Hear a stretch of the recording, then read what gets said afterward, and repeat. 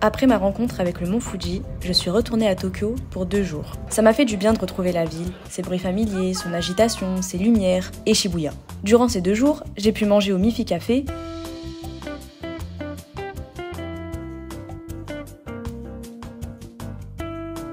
trouver certaines choses qui manquaient à ma wishlist et j'ai vu des chats. Beaucoup de chats.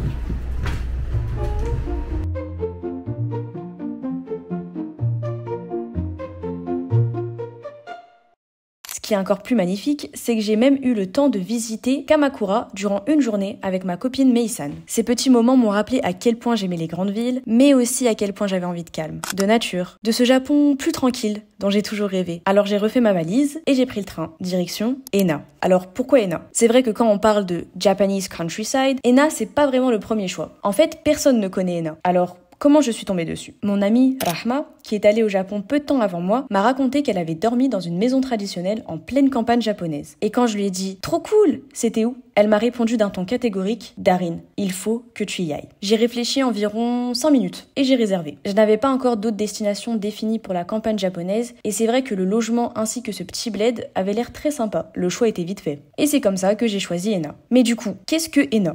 Ena est une petite ville nichée dans la préfecture de Gifu, dans la région de Chubu, au cœur de l'île principale Honshu. Avec une population d'un peu moins de 50 000 habitants, elle symbolise ce Japon plus tranquille et authentique. Historiquement, la région a été un carrefour. L'ancienne route du Nakasendo y passait, reliant Tokyo et Kyoto, et la ville d'Oijuku, dans Ena, était une ville relais importante. Aujourd'hui, Ena mêle nature, montagne, rivière et patrimoine, ce qui en fait un parfait écrin pour s'échapper de l'agitation. Voici donc mon séjour à Ena, un coin discret du Japon, où j'ai enfin pu goûter à la lenteur dont je rêvais.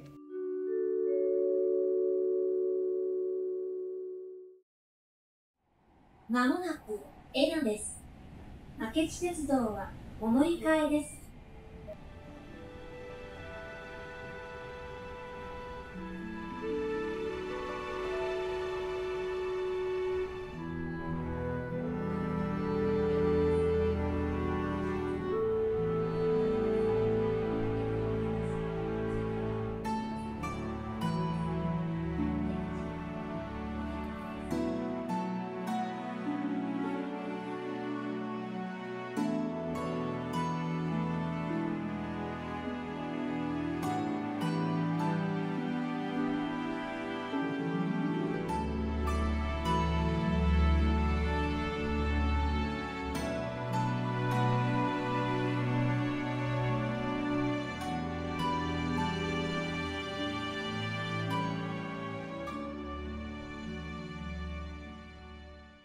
そうだったね。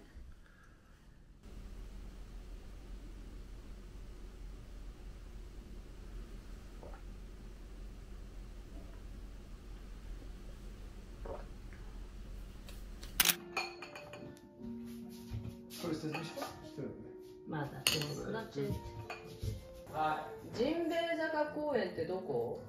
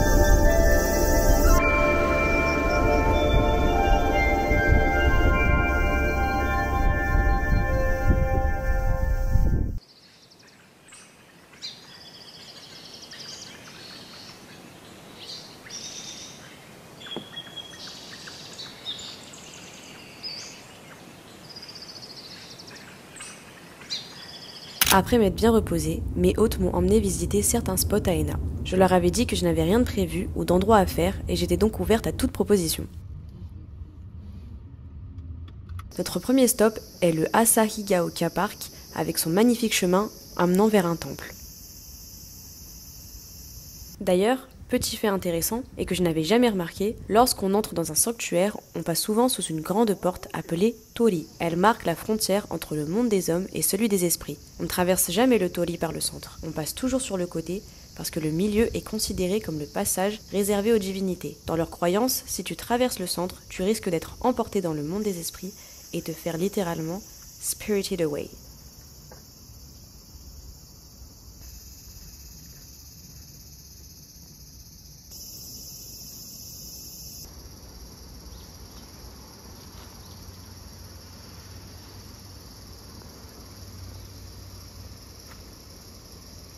Durant ma visite, j'en apprenais beaucoup sur les traditions ou prières et même les différentes façons de faire une offrande. Ici, les visiteurs écrivent leurs vœux sur des plaques en bois appelées emma.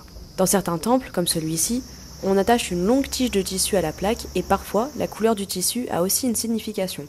Rouge pour protection, blanc pour pureté, etc.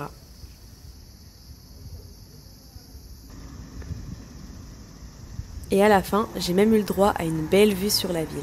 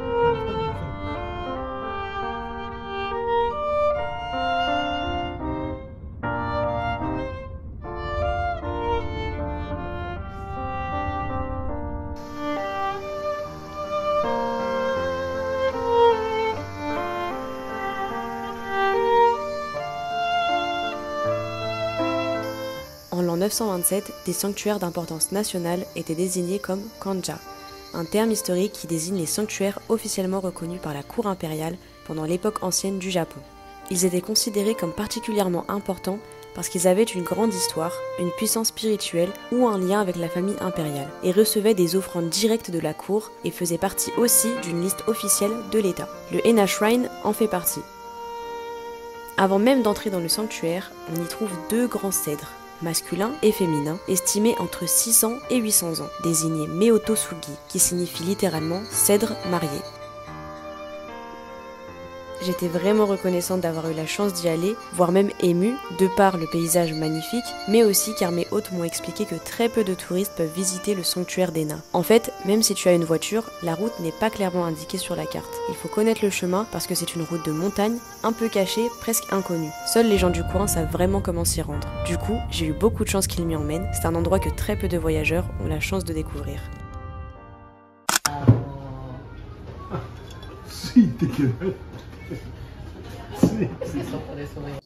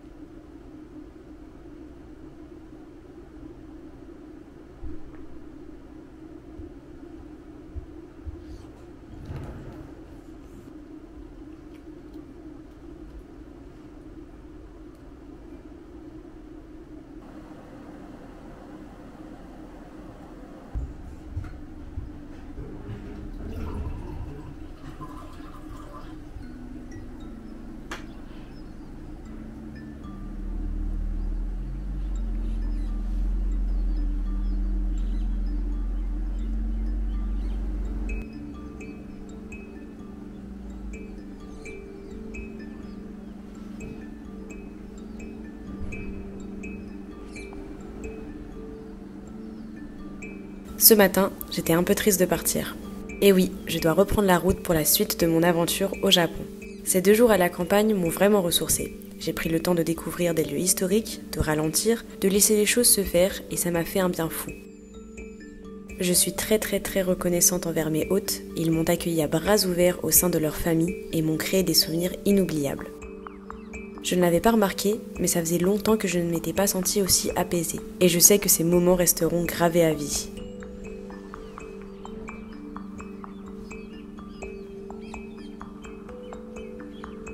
Ena, merci pour tout.